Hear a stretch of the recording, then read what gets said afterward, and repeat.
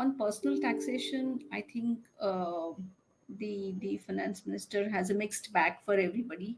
This budget has something in it for everybody, but specifically for personal taxation, I think the people were expecting a bit more. Aarti, thank you so much for coming on the show and speaking to us. In terms of the taxation announcements, we've also had this conversation earlier about how the simplification of the capital gain structure was on the cards. What is your takeaway?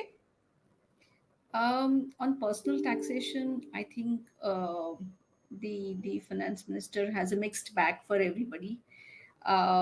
We actually saw a lot of concerns, a lot of anticipation from viewers and taxpayers, and this budget has something in it for everybody.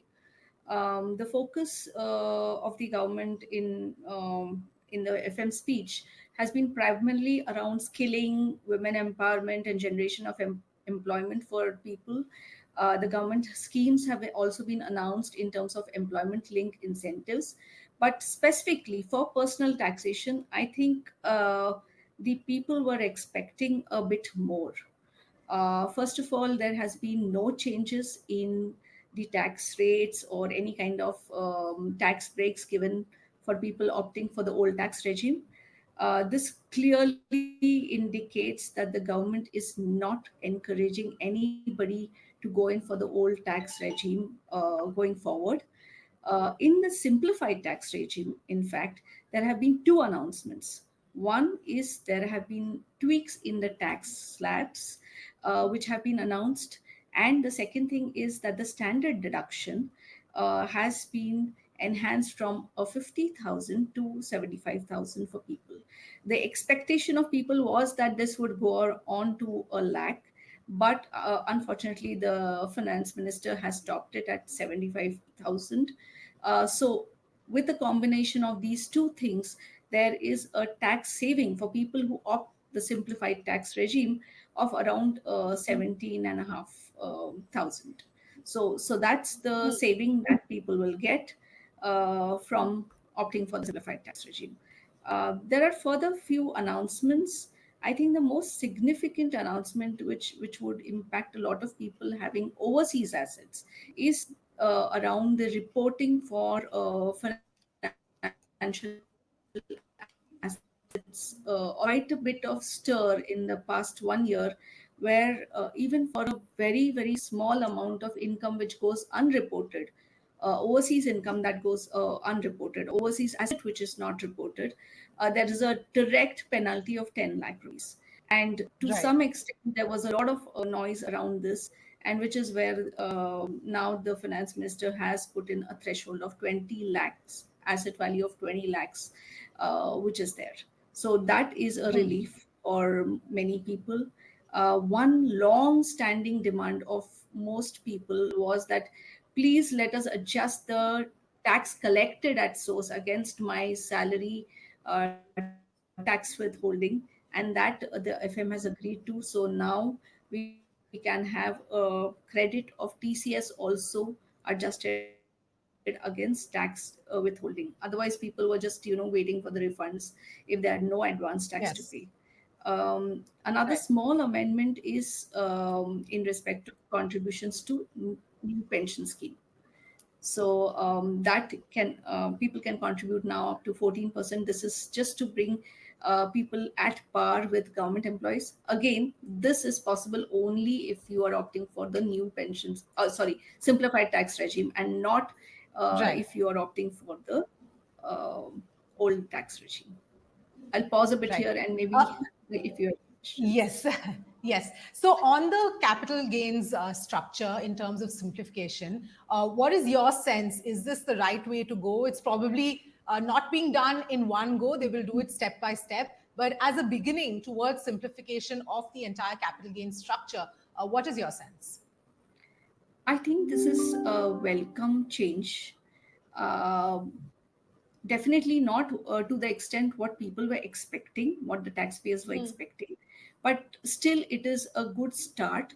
Um, this was long overdue. People were getting confused in terms of assessing firstly their gains, because they had no way. A common taxpayer is not so well versed with the type of securities and how they are investing in the marketplace, how much time is they are holding the asset. So difference in the tax rates or difference in the period of holding to determine whether income is long term or short term, whether the indexation can be applied or not. Even residency used to play a role. So I think to a certain extent, the finance minister has taken a step forward in trying to ease at least some issues for the taxpayer. Also, of course, enhancing the limit even by a minuscule 25,000 is going to be good. So I would say at least it's a good start. Right. The other aspect in terms of the impact for real estate, can you shed some light on that? Is because that wasn't clearly mentioned in the budget speech, but from what I understand, it's going to have a negative impact on real estate.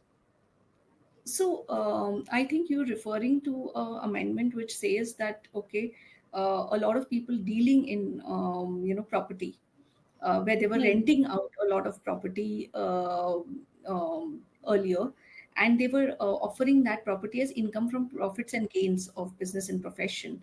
Now there is a clear mandate that going forward it should be taxed as income from house property only.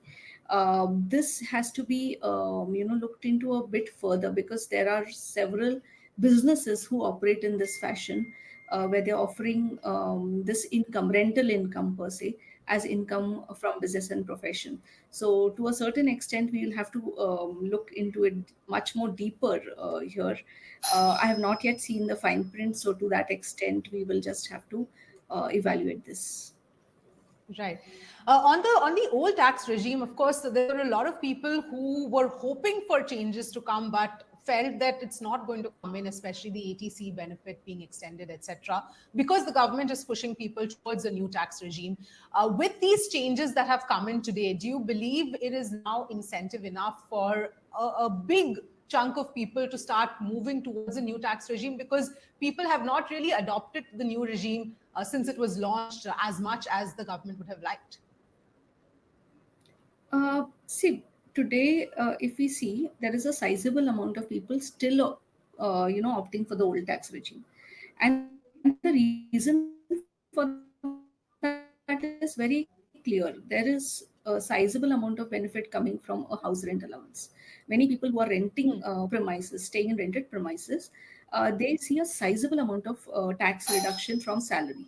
The second benefit could be in terms of your ATC. You could have housing loans, you could have education loans. If you have a combination of all these benefits, uh, to a certain extent, you will still probably prefer the old tax regime. And if you see the comparison between the old and the new tax regime, in light of the changes or in light of the tax break that are provided now, the difference is only about 17 and a half thousand. So Hmm. not too much for a person to jump over and opt for, right? Right. Also, a lot of these benefits under ATC, they are not one-time benefits. They are recurring. Yes. Like if you start a premium, you have to pay it over a period of time. If you are contributing to PPF, you will pay it recurringly for a sizable amount of time. And looking at these aspects, I would say maybe a few people could it could matter make a change, but for most it might not make a change. All right, Aarti, we'll leave it there. Thank you so much for joining us and breaking that down for us.